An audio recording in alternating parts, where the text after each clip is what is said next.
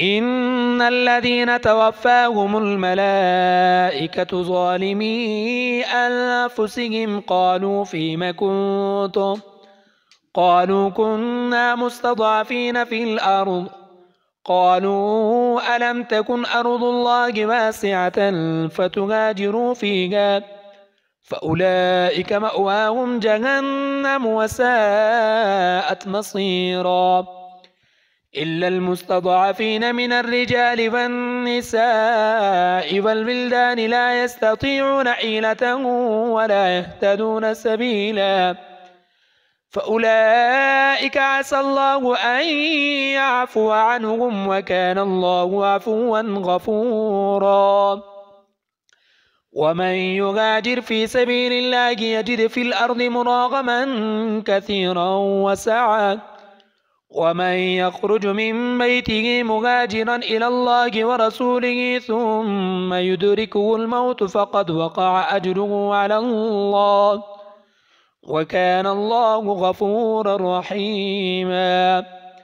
وإذا ضربتم في الأرض فليس عليكم جناح أن تقصروا من الصلاة إن خفتم أن يفتنكم الذين كفروا إن الكافرين كانوا لكم عدوا مبينا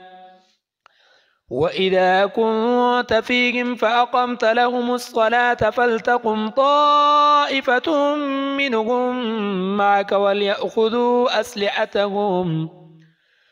فإذا سجدوا فليكونوا من ورائكم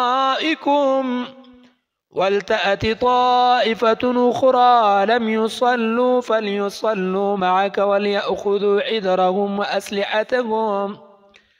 ود الذين كفروا لو تغفلون عن أسلحتكم وأمتعتكم فيميلون عليكم ميلة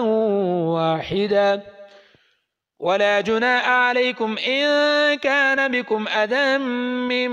مطر أو كنتم مرضى أن تضعوا أسلحتكم وخذوا حذركم إن الله أعد للكافرين عذابا مهينا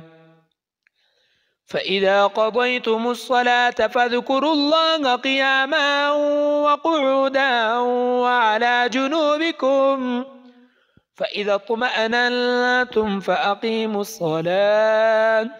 إن الصلاة كانت على المؤمنين كتابا موقوتا ولا تهنوا في ابتغاء القوم إن تكونوا تألمون فإنهم يألمون كما تألمون وترجون من الله ما لا يرجون وكان الله عليما حكيما